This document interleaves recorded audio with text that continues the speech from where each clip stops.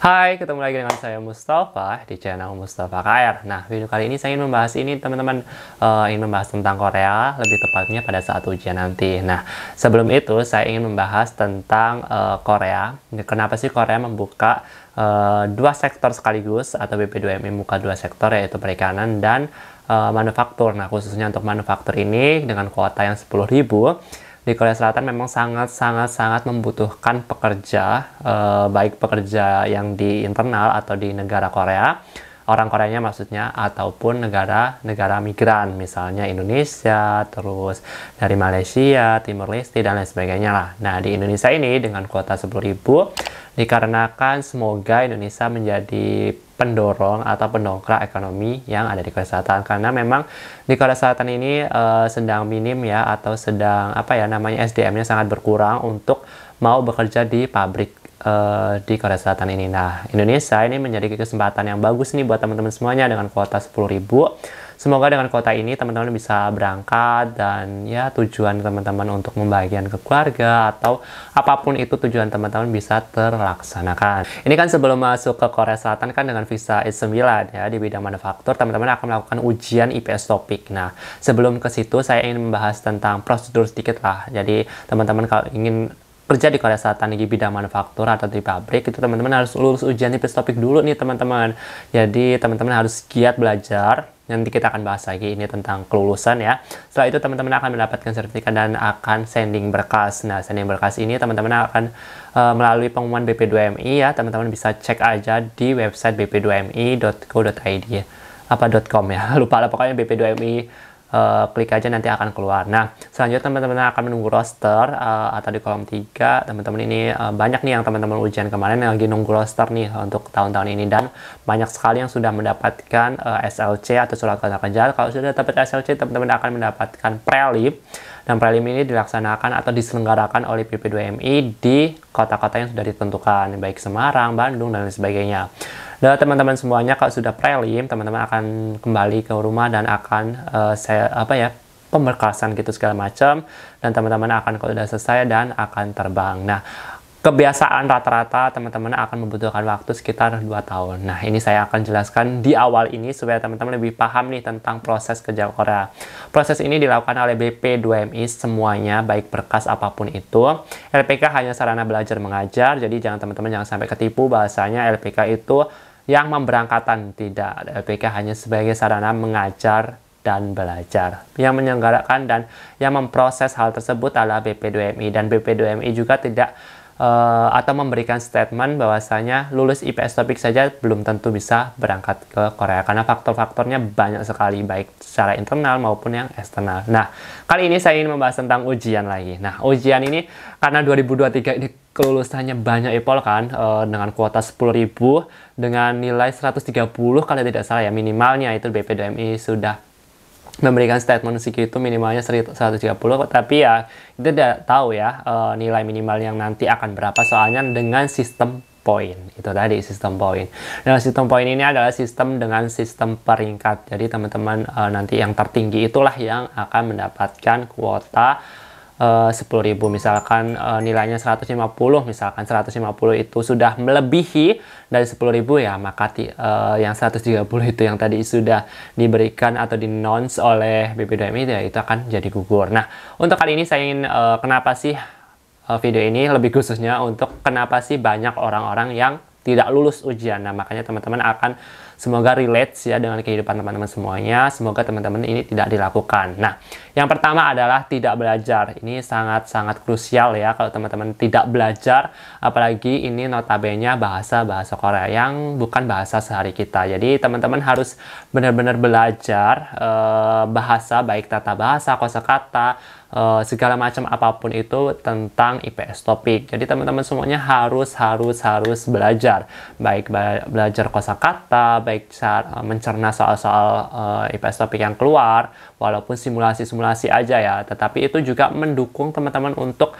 melakukan pembelajaran dan akan semakin terlatih untuk bisa mengerjakan soal tersebut. Memang ada faktor hokinya juga, tetapi kalau tidak belajar artinya teman-teman udah mengurangi hokinya teman-teman sendiri ya. Oke, jadi tetap belajar, belajar, mumpung ada waktu. Jangan sampai sia-siakan waktu ini, karena kalau kita nggak lulus tahun ini, otomatis di tahun 2024 kalau misalnya mau mengulang, kan lama lagi, waktu sudah kehabis banyak, terus kuota ini juga banyak juga. Jadi ayolah kejar. Bulatkan lagi tujuannya teman-teman semuanya, motivasinya ditambah. Motivasi itu datang dari diri teman-teman, jangan bullshit motivasi dari orang lain, bullshit banget. Teman-teman itu motivasinya itu datang dari diri teman. Lakukan hal-hal kecil, misalnya menghafalkan kosakata, terus belajar mengulik tentang IPS topik, itu akan semakin bulan itu teman-teman akan mendapatkan banyak banget perihal kosakata yang lain. Jadi lakukanlah hal-hal yang kecil, yang penting teman-teman itu relax gitu dan lain sebagainya gitu. Nah, jadi buat teman-teman harus belajar ya. Ingat, poin yang pertama, harus belajar jika ingin lulus. Oke. Nah, selanjutnya teman-teman harus ini ya, yang saya relate dari dulu saya kan di LPK gitu, banyak sekali teman-teman semuanya yang saya bisa analisis gitu. Kenapa sih si A atau si B ini kenapa nggak lulus gitu. Nah, yang kedua ini sangat-sangat relate ya dengan kehidupan saya di LPK tersebut. Nah, dikarenakan dia sudah berkecukupan atau sudah ya kaya lah ya karena saya kan memang kurang mampu gitu, jadi untuk menggaih untuk kerja Korea itu sangat tinggi. Nah, sedangkan orang yang berkecukupan atau yang kaya, notabene rata-rata ini tidak semua ya, hanya sebagian saja, mungkin pas LPK aku aja yang orang kaya itu kayak belajarnya malas-malesan ya, sengiring bolong-bolong dan lain sebagainya lah. Pokoknya intinya kurang effort gitu loh buat untuk belajar lagi atau menguasai bahasa tersebut. Biasanya orang-orang yang berkecukupan itu biasanya hanya gengsinya aja biar kayak mau ke Korea gitu aja sih. Mungkin ya, my opinion gitu sih. Kebanyakan orang yang sudah memiliki, ya karena tujuannya ke Korea adalah uang ya, berarti pasti kalau saya dulu pasti uang, ekonomi lah, untuk menggairahkan atau mengembangkan keluarga atau ya meningkatkan ekonomi keluarga. Jadi yang fondasi utama adalah uang, sedangkan orang yang sudah kaya itu pasti udah punya uang. Jadi ya effortnya kurang sih menurutku effort dari orang kaya tersebut kurang. Jadi ini bisa jadi tidak lulus buat teman-teman semuanya kalau misalnya effortnya kurang. Padahal orang kaya itu punya privilege tersendiri ya, baik dari keuangan, misalkan dia bisa beli buku banyak gitu tentang tryout, tentang IPS topik apapun itu untuk bisa belajar. Terus yang kedua, punya internet, punya gadget yang canggih, jadi teman-teman bisa searching tuh tentang apapun itu hal yang teman-teman inginkan. Yang ketiga, teman-teman bisa apapun sih, kayak nyewa guru les atau nyewa apapun yang bisa menambah wawasan teman-teman, padahal itu menjadi privilege yang tersendiri. Tapi orang kaya juga kadang malas ribet ya, jadi ya inginnya instan. Jadi ya kembali lagi ke teman-teman semuanya, harus effort lebih kalau ingin mendapatkan sesuatu yang lebih juga. Jadi ya semangat terus lah pokoknya. Itu ya, yang kedua itu orang yang berkecukupan lah, atau yang kaya ya, kaya di atas kaya gitu lah. Ya, selanjutnya adalah yang ketiga, senior. Nah, kenapa sih banyak senior ini yang tidak lulus? Bukannya ingin mengecilkan atau menertawakan ya, tetapi senior ini kebanyakan yang saya sudahi, dulu saya itu masuk di 2016.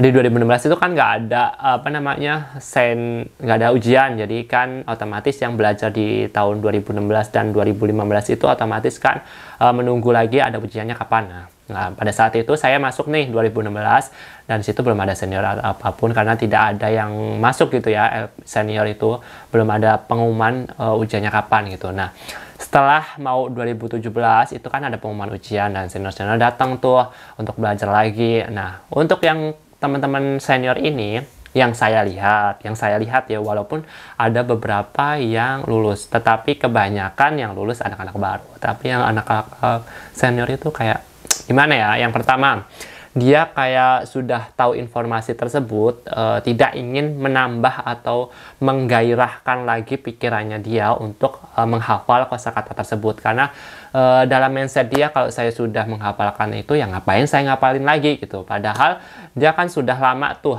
tidak menghafalkan kosakata tersebut. Ya ini juga tergantung teman-teman juga ya yang baru. Kalau teman-teman misalnya sudah hafal nih kosakata ini, misalkan sudah selesai nih IPS topik yang 2013, ya teman-teman harus ulas lagi karena ingatan kita memang tidak selama yang kita inginkan. Memang kalau hanya sekali dua kali memang ya ingat, tapi kalau untuk keterusannya nanti ini kan jangkanya agak panjang ya untuk ujiannya, itu teman-teman akan lupa juga. Nah, biasanya yang senior itu juga itu namanya apa ya, kayak menyepelekan lah tentang apa ya namanya pembelajaran yang sudah dia lewati. Jadi teman-teman semuanya harus tetap ini ya flashback untuk apa yang sudah dipelajari, kosakata apa yang sudah dihafalkan, gitu-gitulah pokoknya. Jangan sampai teman-teman itu sombong, oke? Itu. Jadi itu yang pertama, seniornya yang kayak males apa namanya menghafalkan lagi kosakata yang sudah dia hafalkan dahulu, walaupun dia padahal udah lupa ingat gitu. Nah, yang kedua adalah senior itu merasa kayak berkuasa gitu. Maksudnya berkuasa sih, kayak ya ini gue gitu loh, maksudnya lebih tinggi daripada lo gitu. Maksudnya yang baru-baru gitu kan memang untuk bahasanya lebih gimana ya, lebih banyak taunya lah kosakatanya anak baru, tetapi memang kita tidak pungkiri bahwasanya yang senior itu banyak pengalamannya. Nah, kita bisa galih dari pengalamannya. Tapi yang senior ini tidak ingin mau cari informasi atau belajar dari anak baru tersebut. Biasanya orang-orang yang tidak lulus seperti itu gitu, teman-teman. Jadi ya tetap kita harus rendah hati sih, siapapun mau senior, junior, apapun itu harus rendah hati bahwasanya kita ingin mau belajar lagi. Kita harus rendah hati mau belajar menerima apapun yang orang lain kritik atau kasih saran gitu segala macam. Jadi buat teman-teman semuanya kalau ingin lulus harus rendah hati ya, walaupun kita tahu ya banyak effort lebih yang ingin kita bisa lulus, tetapi ya itu mungkin salah satunya teman-teman mungkin sudah ya sombong itu tadilah intinya. Oke. Yang keempat adalah mental down. Ini mental down ini faktor internal ya teman-teman semuanya yang tidak lulus. Ini biasanya juga dialami orang-orang padahal dia pinter, padahal dia belajarnya serius, tetapi dia sudah sampai ujian itu kayak gemeter, terus blank semua apa yang sudah dipelajari. Jadi itu mental down karena dia sudah ketakutan tersendiri di dalam dirinya bahwasanya dia tidak bisa melakukan hal tersebut, padahal dia sudah bisa menjalankan proses belajar dengan baik, dan dia seharusnya sih menurut aku bisa ya untuk mengerjakan soal-soal tersebut, dikarenakan memang soal-soal tersebut sudah dipelajari, maksudnya bukan secara plek-jiplek ya, maksudnya kosakatanya itu sudah tahu gitu, dan di luar nalar gitu, maksudnya di luar otaknya dia tuh udah tahu gitu, hafal banget lah pokoknya. Tapi mental down ini yang menjadikan perusak otak kita sendiri gitu. Jadi ya jangan sampailah kita jadi mental down, otak kita jadi bupet dia gelap gitu untuk mencerna kosakata soal IPS topik nanti. Jadi teman-teman jangan mental down lah pokoknya, tetap harus berpikiran, oh aku bisa, aku pasti bisa, orang lain bisa, kenapa kita tidak bisa gitu teman-teman semuanya. Pokoknya jangan mental down ya teman-teman semuanya. Nah, yang terakhir adalah baru belajar. Nah, ya teman-teman semuanya, ini yang baru masuk LPK atau yang baru daftar kemarin langsung kan lihat pengumuman pendaftaran IPS topik, nah kan teman-teman langsung daftar, pada saat itu baru langsung belajar gitu, langsung karena kayak baru gitu kan ya, dan waktunya sangat mepet memang. Nah itu, tetapi ada kok yang teman kita yang belajar 3 bulan aja yang lulus IPS topik, ada juga, tetapi emang effortnya jauh lebih banyak ya dibandingkan yang sudah jauh dibandingkan dia. Tetapi ya bisa asalkan teman-teman mau gitu. Jadi jangan sampai bilang tidak bisa kalau teman-teman itu tidak mau. Jadi buat anak-anak baru memang chance-nya untuk lulus itu memang sedikit, tapi bukan berarti tidak bisa. Bisa asalkan teman-teman mau gitu ya teman-teman semuanya. Jadi yang baru-baru gabung di LPK atau baru belajar bahasa Korea, tetap semangat aja, kalahkan yang lain, jangan sampai minder juga, jangan mental down lagi yang tadi keempat tadi. Pokoknya teman-teman harus semangat sih intinya, jangan sampai patah semangat deh. Tujuannya apa teman-teman bulatkan lagi, jangan sampai menyia-nyiakan waktu kali ini, nanti nunggu tahun berikutnya kan lebih lama lagi gitu kan ya. Semangat ya, semangat. Oke. Bye bye. Mungkin video kali ini segitu aja ya kali teman-teman untuk informasi kali ini, semoga bermanfaat. Sampai jumpa di video berikutnya. Bye bye. Assalamualaikum warahmatullahi wabarakatuh.